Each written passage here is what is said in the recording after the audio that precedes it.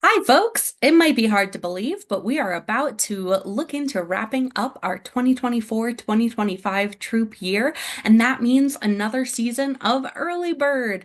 Hi, my name is Nicole Fleming. I'm with the volunteer training team here at Girl Scouts of Colorado, and I'm here to walk you through one step of the Early Bird renewal process, which is completing your group's troop or service unit report at the end of the year.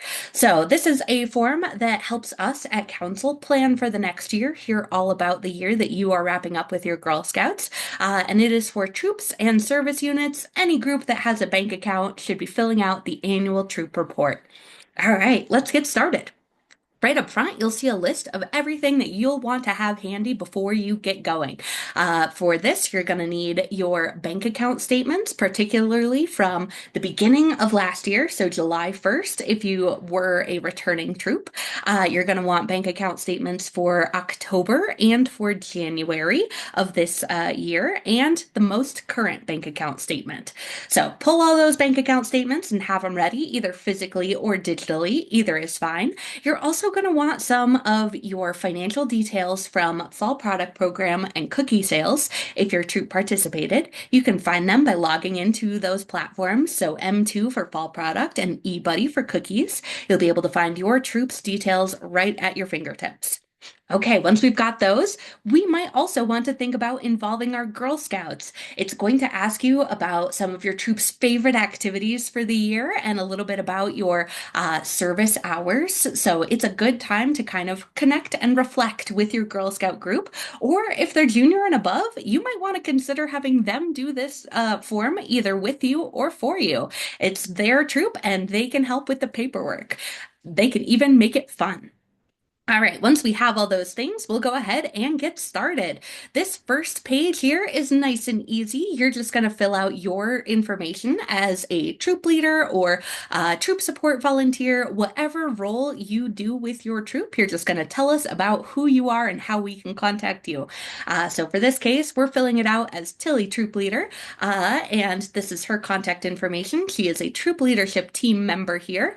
She might also be a cookie manager or a fall product manager, but in this case, she's filling it out as a part of the troop leadership team. She runs a troop here in Colorado Springs, and this year they served Brownie and Junior Girl Scouts. So this is the program levels that you had in your troop for this year, 2024 and 2025. That's it. We're already a quarter of the way done. On the next page, we're going to ask you about your plans for next year. So, in this case, Tilly and her troop are going on to continue next year. But if we say no or we're not sure if we're going to be continuing, that's okay too. You'll be redirected to the troop disbandment checklist so that you can close out your troop and tie up all those loose ends. And council can help with any Girl Scouts that might want to continue. So, for this case, yes, we are continuing, and so we can continue with this annual troop report and let council know what our plans are for the 2025-2026 membership year.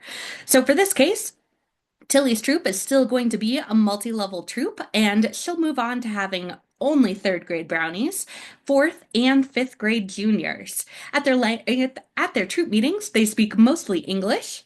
And their troop focus is on all of the Girl Scout classics. They do all kinds of things at their troop meetings, focusing on STEM, life skills, entrepreneurship, the outdoors, and now that they have those juniors ready, highest awards.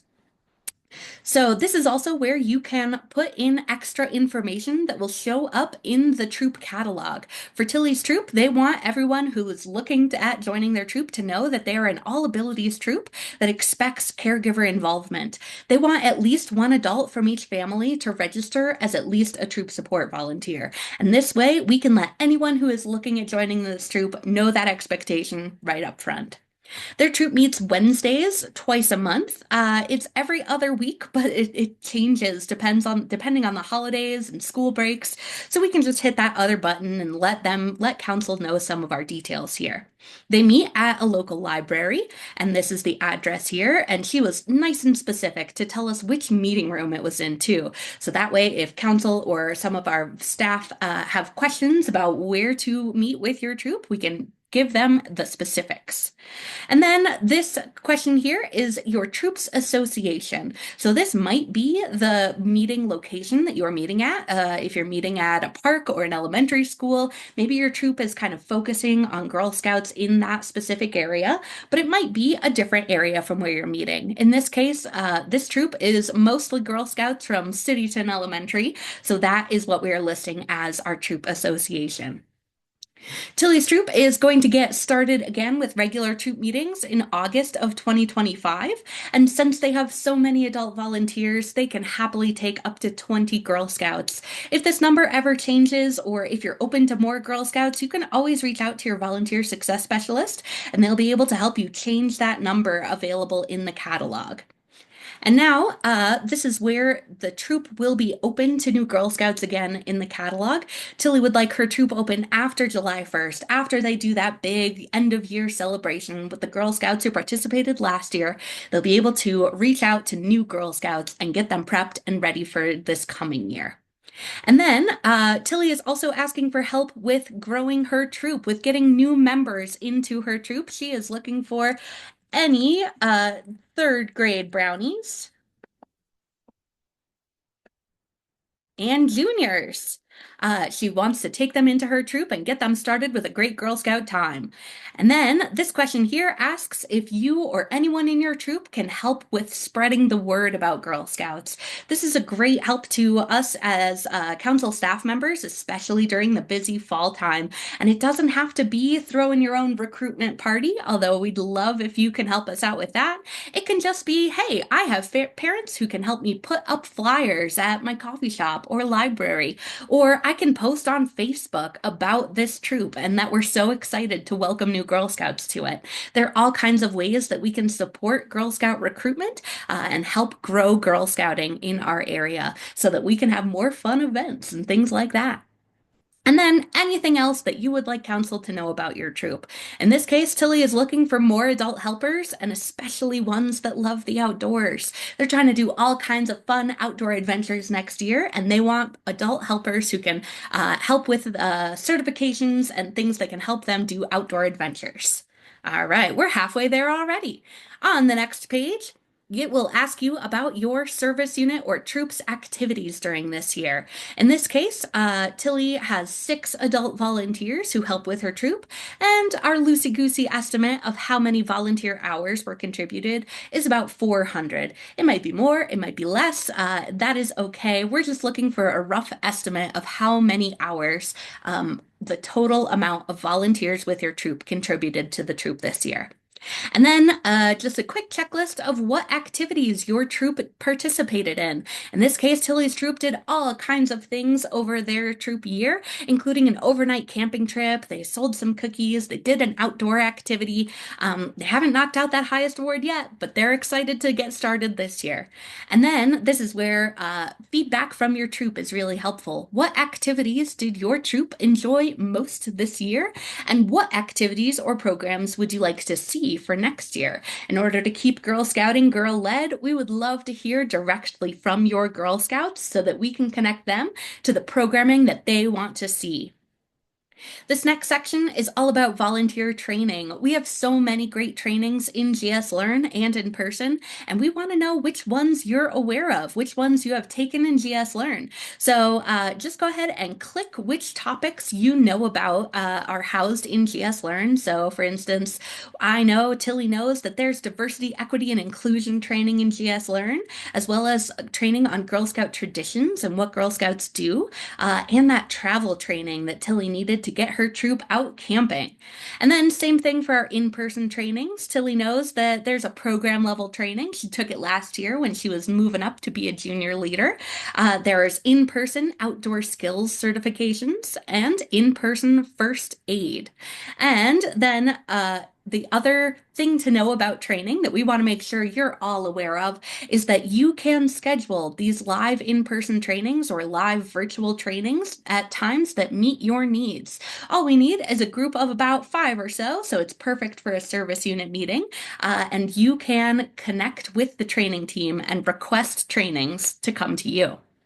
All right, our last page here, and the one that seems scary but definitely isn't, is our financial summary. We're just going to ask questions like, does your troop collect dues or other fees outside of the GSUSA membership dues? And in this case, Tilly charges $18 per girl, and that's because she asks each Girl Scout to bring $1 to every troop meeting, which roughly equals out to 18 per Girl Scout. And then she let her Girl Scouts choose what they want to do with this extra dues money. All right, this is where our bank account statements come in handy. You're going to pull that bank account statement from July, or if you're a new troop, just go ahead and enter that you had a starting bank account balance of $0.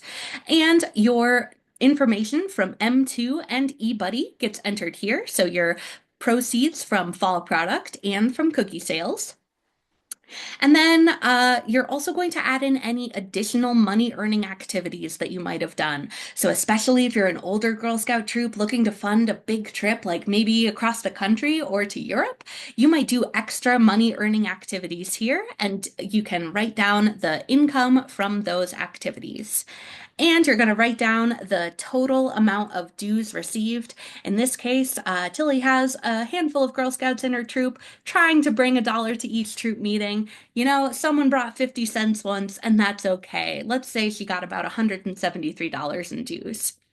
And here you're going to list your top expenses from last year. We definitely don't need an itemized receipt for this or anything, but we know the big ticket items were for this troop a camp out at Sky High Ranch, ordering all of the badges for the year, and renewing the troop member for this early bird and awesome early bird incentives. All right, and here's the math. You're going to take your total earnings for the year, so your starting bank account, plus all of the money that you earn from cookies, fall product, extra money earning activities, and dues, and add that all together as your earnings, as your income. And then you're going to guesstimate, look at, and add up your expenses for the year. And then your earnings minus your expenses should always equal your current bank account balance, or at least pretty close. In this case, $10 got lost somewhere during cookies. You know, Tilly worked really hard with her service unit cookie manager on those receipts, but we just don't know what happened, and that's okay. If there is a large discrepancy, you might have your volunteer success specialist reach out to you. We'll try to get to the bottom of it with you. But for the most part, we know that things happen and close enough is good enough. All right. And then some quick plans on how your troop plans to use any remaining funds. In this case, the troop is saving for next year, renewing their adult members' CPR certifications so they can continue going on those trips safely. And it will also ask you if you use a third-party app for taking payments. In this case, the troop uses that partnership with CheddarUp to take payments for their troop trips. Some of the last things it will ask you for this finance section is how you make this information available to your Girl Scouts and caregivers. Tilly's troop has physical bank account statements ready to go at troop meetings, but they also have a junior treasurer that rotates every quarter who makes a report on their earnings and spendings at troop meetings, and Girl Scouts are heavily involved in the budgeting and financial decision making. Okay, even though that there's that $10 discrepancy, Tilly feels pretty confident that she doesn't need any extra help from Girl Scouts of Colorado to provide additional support. And now it's going to ask about your bank signers, those folks who fill out that bank signer agreement form. In this case, there are two bank signers on this troop bank account, Tilly herself and her partner in crime, Bill Bank Signer, on her bank account. And then we will say, yes, we have a current ACH form and all of our information was the same as last year. So if nothing changes with our bank account or bank account signers, this year we don't need to fill out another automatic clearinghouse form. Hooray! She'll be good to go. This is where you will upload your bank account statements. Again, we'll need July of last year or your first troop bank account statement, October of this year, and January, as well as the most current bank account statement.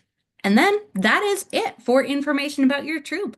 The only things left to do are to tell us about your early bird incentive preferences. So, one lucky troop will get drawn to have a free weekend at a Girl Scout camp property.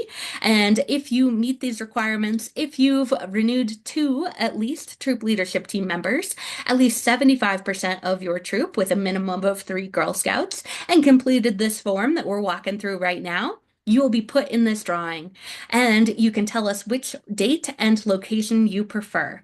The last things we'll ask are if you have any other feedback for us. What would you like to see from council? How can we help support you? In this case, Tilly gives a shout out to her local staff and says that she would like to see more trainings and speakers for adults at service unit meetings, especially about mental health.